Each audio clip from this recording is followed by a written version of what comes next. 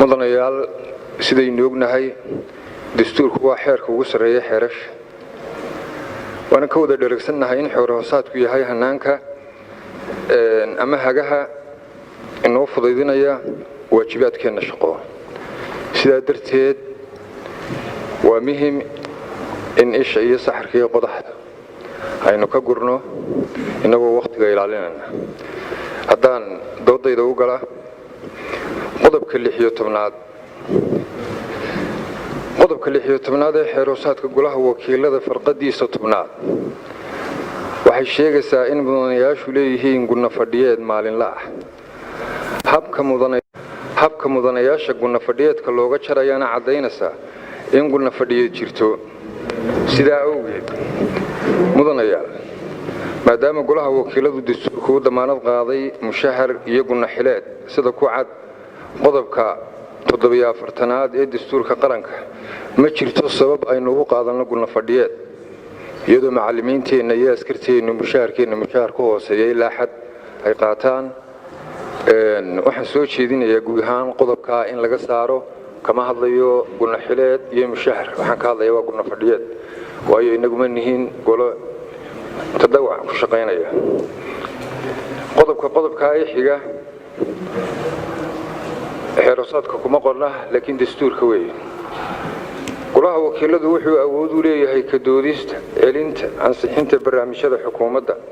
sida uu tilmaamayo qodobka 350aad ee dastuurka qaranka farqadiisa 3aad haddaba barnaamij xukuumadeed intaan la celin laga doodin la ansixin hanaankee loo keeni karaa golaha yaa keeni karaa oo soo jeedin karaa ma hanaanka mashruuc sharci ayaa golaha loo hor keeni karaa mise hanaan ka duwan markaa mudanayaal waxaan soo jeedinayaa in lagu caddeeyo xeer hoosaadka golaha barnaamijyada xukuumadda sida loo keeni karo iyo kuwa la keeni karo ee u baahan in aqalku ka doodo oo waajibaadkiisa ka guto qodobka 49aad ee xeer hoosaadka mudanayaal daahfurnaantu waa mabda ka mida mabaadi'da ay dowladnimadeenu ku dhisan tahay haddaan daahfurnaani jirin xogi ma jirayso haddaan xogi jirinna isla xisaabtan ma jirayo sidaa darteed mabdi'iyan fadhiyada goluhu waxay noqon karaan fadhiyo xidhan ama kuwo furan oo dadweynaha iyo saxaafadda u furan sida uu tilmaamayo qodobka 45aad ee dastuurka qaranka farqadiisa 1aad haddaba qodobka 49aad ee xeer hoosaadka golaha farqadiisa 2aad wuxuu tilmaamayaa xaaladaha fadhiyadu ay xidhnaan karaan tusaale ahaan marka laga doodayo xaaladaha amni oo xasaasi ah waa sax danta iyo maslaxadda ummadda ku jirta isla qodobka haddana waxaa lagu sheegayaa in fadhiyadu ay xidhan yihiin marka laga doodayo qandaraasyo ganacsi oo qarsoodi ah maxaa loola jeedaa qandaraasyo ganacsi oo qarsoodi ah ma dadkaynu waxaan sharci ahayn oo samaynayno ka qarinayna runtii qodobka oo ah qodobka 49aad ee xeer hoosaadka waxaan leeyahay mudanayaal haddii aynu aqbalno oo aynu raalli ka noqono in qandaraasyada ganacsi ay qarsoodi noqdaan oo goluhu qarsoodi uga doodo inaynu jebinayno qodobka 48aad ee dastuurka qaranka sidaa darteed waxaan soo jeedinayaa in qodobka xeer hoosaadka laga saaro amaba lagu caddeeyo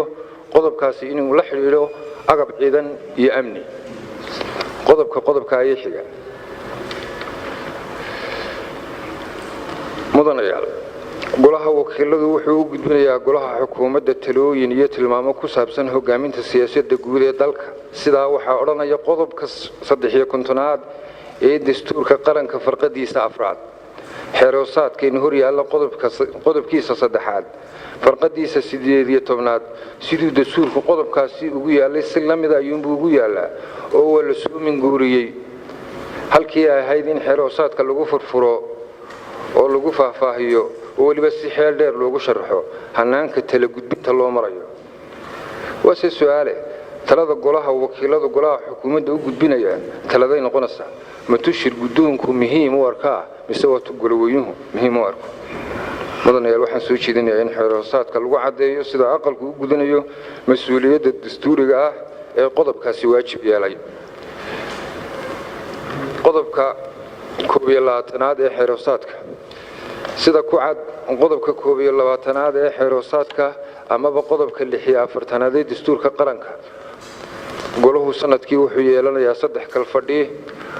oo u dhigma 28 isbuuc isla markaana noqonaya 196 maalmood maalmaha sanadka ku jirana sidaynu ognahay waa 365 maalmood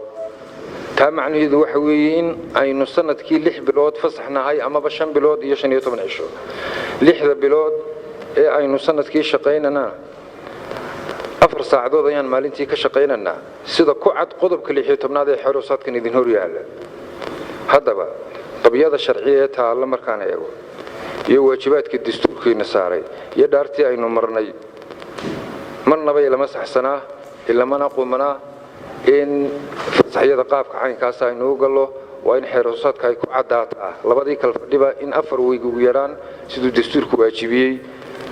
aynu fasax noqonano waxaan la qabaa runtii qodobkii sokeeye qodobkiisii waan la qabaa qodobka 10aad ee xeeroosaadka farqadiisa ka hadlaysa xilwaayida waxa kale oo la qabaa qodobka 69aad Sheekh Axmed Dayib anu kulli toole cutubka laga saaray baan aad soo akhriyay kaasay saaka doodaydu ahayd laakiin intaasaan ku ekaynayaa waa mahadsantiin mudanayaal